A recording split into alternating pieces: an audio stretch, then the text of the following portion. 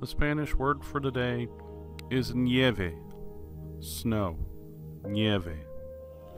Well, here's the beginning of our trip yesterday that we took up to Volcano Osorno. I got a car full of people, and there's my son Samuel, and we decided to go up to the volcano because today is it's kind of like winter break in Chile. So a few views here to look at on the road and the way there. It's very, very spectacular. It's just phenomenal views.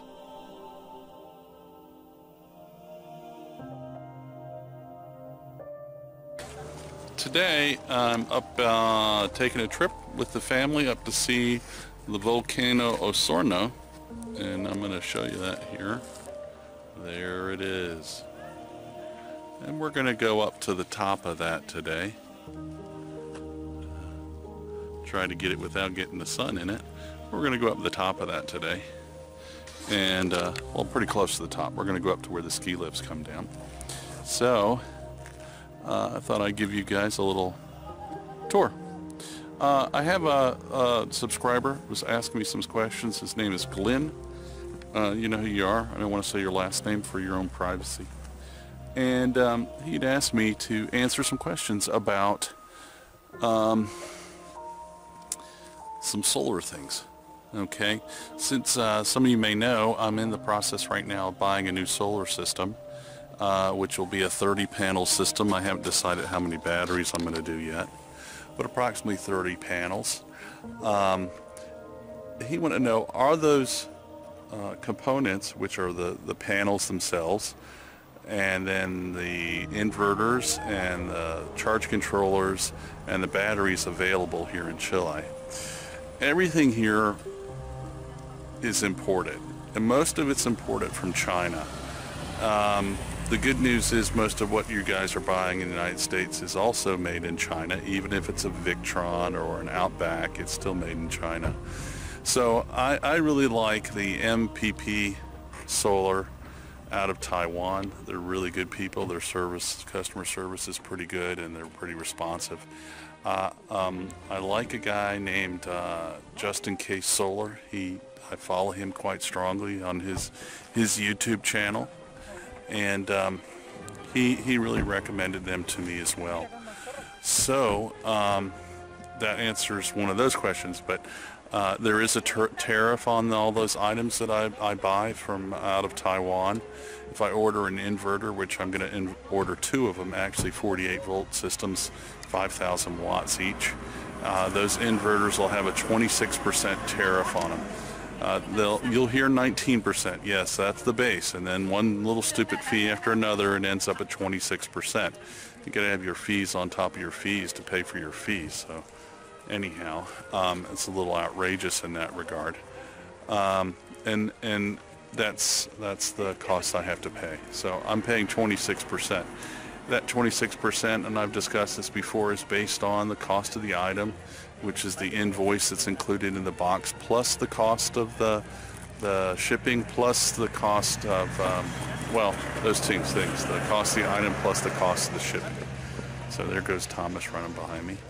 And so you're paying cost of the shipping plus the cost of the item, 26%. Those 2 added together. So they really do a good job of stealing from you as best they can, which is to be expected from any government. So I want to shut up a little bit and show you guys some view here.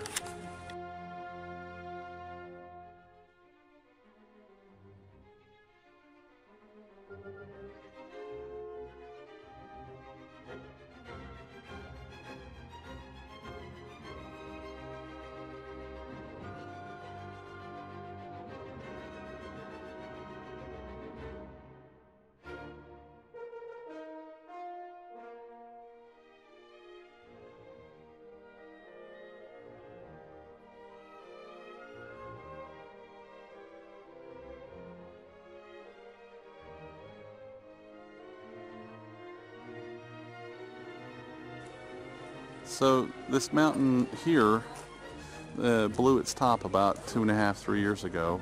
It's covered in clouds, and the name of that mountain is called Calbuco, and it dumped a lot of ash Here, I'll show you what the ash looks like. That brown stuff down there looks like snow, kind of, is the ash. And it dumped it about 2 inches deep here. All the ash blew east. It actually blows in Argentina, which is that direction there. So. Well, Glenn also had a question about what's the average depth for a well here, a drinking water well.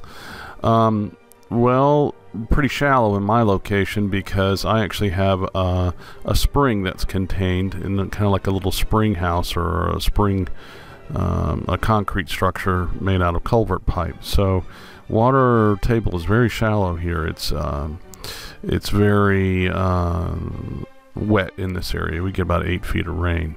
And that leads on to his other question, which is it possible to have a waterproof basement? Well, I think it is. I didn't do anything real special. I put tar on my block, my concrete block in my basement, and I put a French drain with gravel around the outside, so I've been okay. I'm not living in the basement by any means. It's just a root cellar, but there's no water in there. I haven't found any water intrusion, and so I'm pretty pleased with that. One thing to be aware is that the soil here is very porous, so as much as it rains, a good bit of it just goes right into the soil and just seeps down to the water table, so it's pretty cool. So the big question is, where's Jim been for the past 2-3 months not making videos? Well, first of all, it's been raining buckets here, and it's cold here right now. It's winter. We haven't had any snow, but they've called for snow, and it's very rare we have snow. But it's winter time, it's miserable, and it's not really a whole lot to talk about.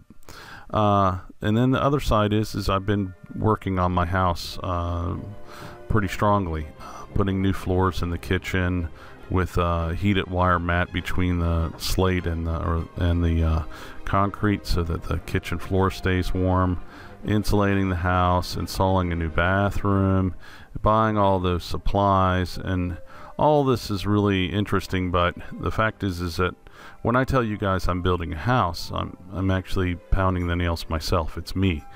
I do have a good bit of help, I will say that, but I don't have any contractor. There's like not really an electrician or plumber. There's one guy that does both, and I do a little, and so it's very intensive that I get this done because I really want to get Lori in a nice, clean, warm, dry house all the time, and it's about time.